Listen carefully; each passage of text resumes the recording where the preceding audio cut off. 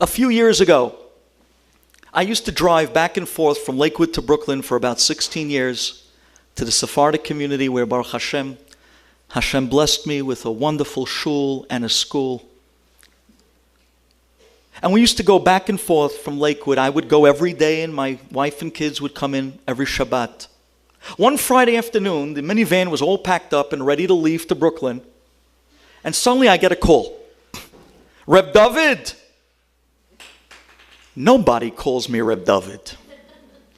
Rabbi David, I don't know where that came from. But Reb David, nobody calls me Reb David. I said, yeah, who's this? He says, this is Harav so-and-so. I said, oh, I remembered. I know the name. Don't know him. But he's a Rosh Yeshiva of a yeshiva. I said, Harav, was macht der Rosh Yeshiva? How can I help? I try to use every Yiddish word I knew. What do I owe the honor to this call? Reb David, listen. There's a bacher that's been out on the streets for 3 years. He's been to therapists and psychiatrists and even askanim. Reb David,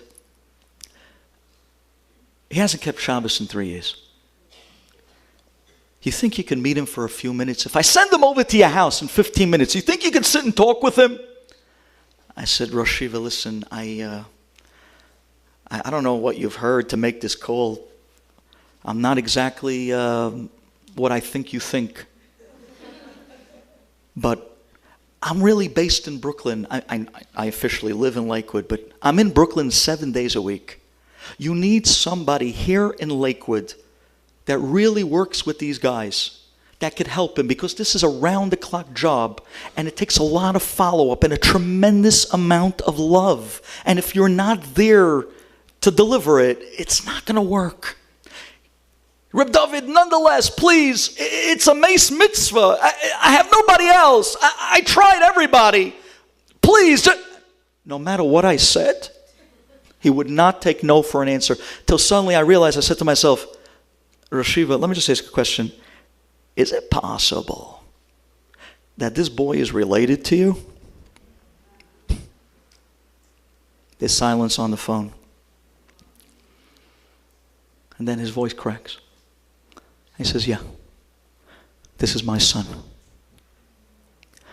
I said, oh, if that's the case. Kirachem aval banim. I can't say no to you. Send them over.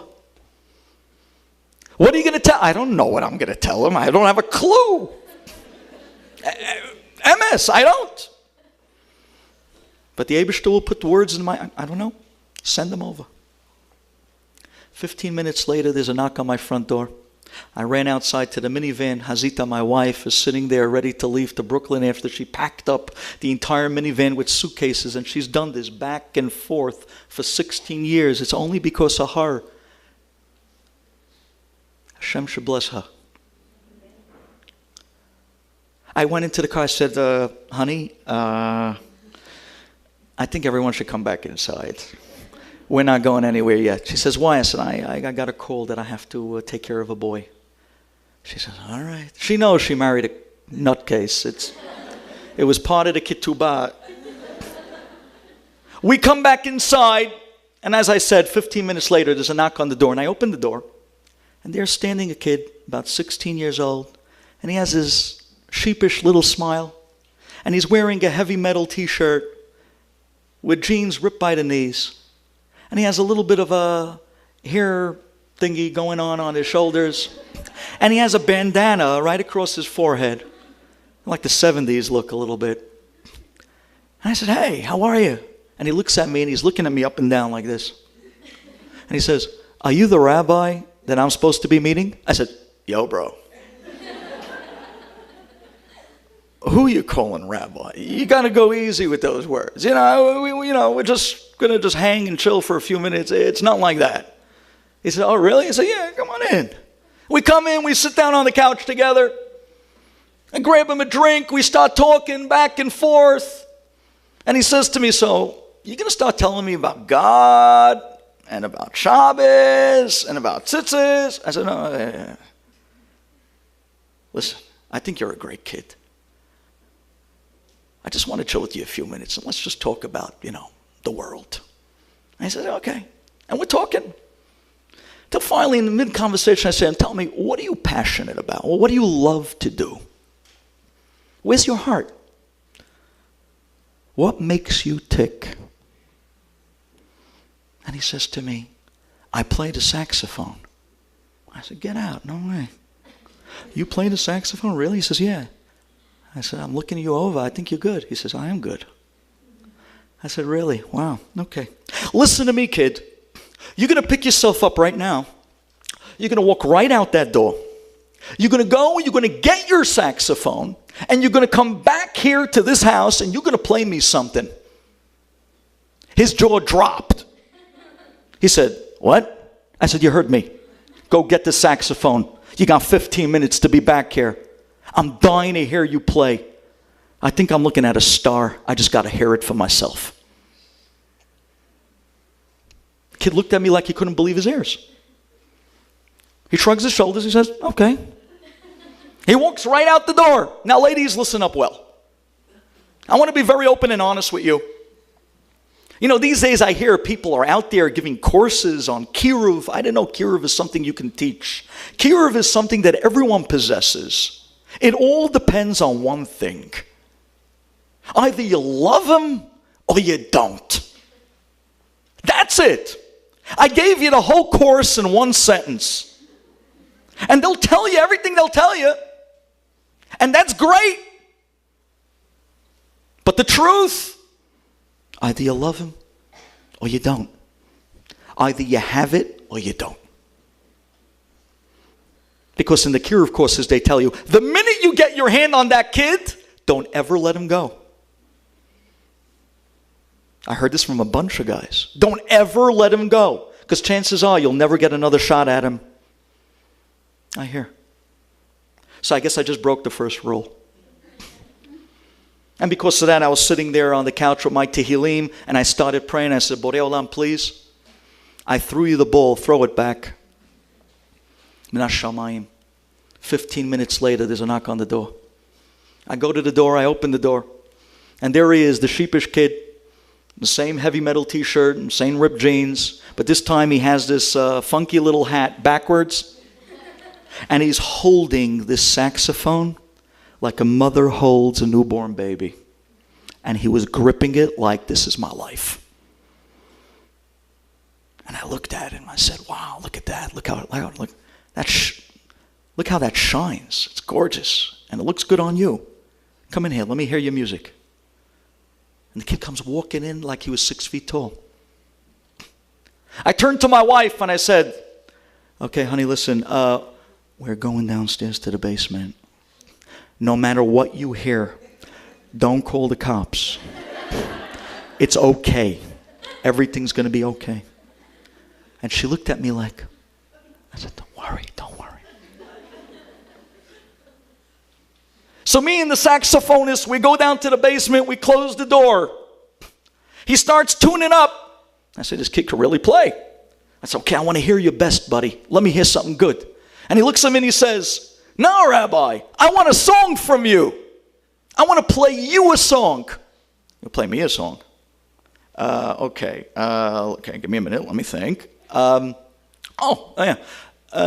Okay, you'll play Mordechai ben David, Let My People Go. There's a great saxophone on that. He looks at me, Mordechai who? I said, so you don't know Jewish music? Rabbi, get real. Are you serious?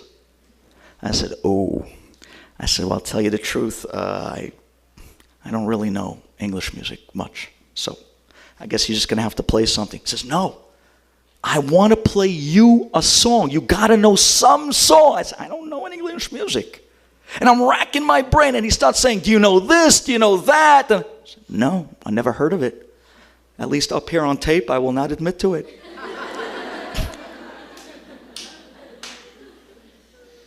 I have kids to marry,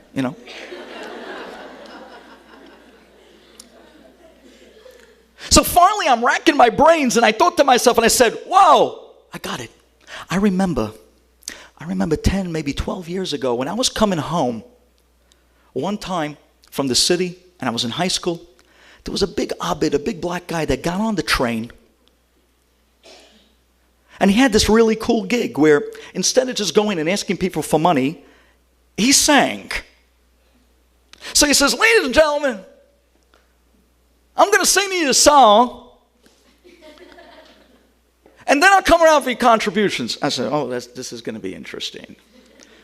There's nothing more interesting than a train ride from the city to Brooklyn. So this guy gets up and he starts singing this song, and it was really catchy. As a matter of fact, he got everybody in the car into it, and everyone started clapping together with him. And I said, I remember the chorus because it was kind of easy. It was the same words over and over again. And I said it was something like, lean on me. Don't sing it. And he looks at me, the kid, and he says, wow, Rabbi, that's a great pick. That's a great song. And there's a great sax on it. I said, okay, great, let's do it. So the kid starts playing the song. And he's getting into it. And then after 30 seconds, he stops and he says, wait 1 second. You're not singing. I said, me? I speak for a living. I don't sing. He says, no, come on, Rabbi, you gotta sing. I'm playing, you sing. I said, are you serious? He says, yeah. I said, oh, Lord, if my wife hears this is the end of it. I said, he says, yeah. I said, okay, I only know the chorus. I only know the high part. He says, go ahead, start singing. I said, okay. So he starts playing, and I'm singing, lean on me. And he's playing, and I'm singing, and he's playing, and he's getting into it, and he's getting into it. And this kid is working up a sweat. And he was amazing, by the way. He was so good and so taken that literally he went back on his back on the back of a little Tyke's kitchen set, and he's kicking his feet in the air like he's in Carnegie Hall, and he's playing that saxophone like literally Lincoln Center, here we come, and I'm singing Lean On Me. To imagine that at the end of the day. And then we stop. He stands up. And he puts down the saxophone. And he walks up to me. And he gives me such a hug. I'll never forget that hug. And he didn't say one word to me. And I didn't say one word to him. And quietly, we both walked upstairs. He walked out the front door. I went out into the car. And my wife took one look at me, and she said, seriously? What are you going to do next, Superman? And we pulled out of the driveway, and we were on our way to Brooklyn, and I thought that was it. We got to Brooklyn, we went through the same ordeal. Half an hour before Shabbat began, my phone rang. I picked it up. Reb David! I said, uh-oh. Reb David, what did you say to my son? I said, you really want to know? Reb David, did you speak to my son about Shabbos? No. Did you speak to my son about the Ribono Shel Olam? No. You spoke to my son about tefillin, mitzvahs? No. So what did you say to my son? I said, lean on me. Reb David, I don't understand what that means. I don't know what you're talking about. But Reb David, listen to me. I don't know what you said. But I just want to tell you something. A half an hour ago, there was a knock at the door, and my wife was in the kitchen preparing for Shabbos. And the Rosh Yeshiva said that he ran to the front door and he opened the door. And then the Rosh Yeshiva says, my son was standing at my door for the first time in 3 years. He says, my son looked up at me and he said, Abba, it's been 3 years. I think it's long enough. I haven't kept Shabbos once in 3 years. I want to come home to Shabbos. I want to spend Shabbos with you. Reb David, what did you say to my son? You talked to him about the Ribono Shel Olam? No, not yet. You spoke to him about Shabbos? No, not yet. What did you say? I spoke to him about his saxophone. Because the secret, ladies, is to connect first and then preach. But it has to be with unconditional love. When we have that unconditional love, when we have that feeling for somebody, our kids won't need anybody else. Our spouses will laugh at social media. Such a cheap, strange, outside, quick, will never go up against the home of a Jew. Ladies, before we talk about rebuilding the Bayit of the Bet HaMikdash, let's rebuild the Bayit of the Jewish home.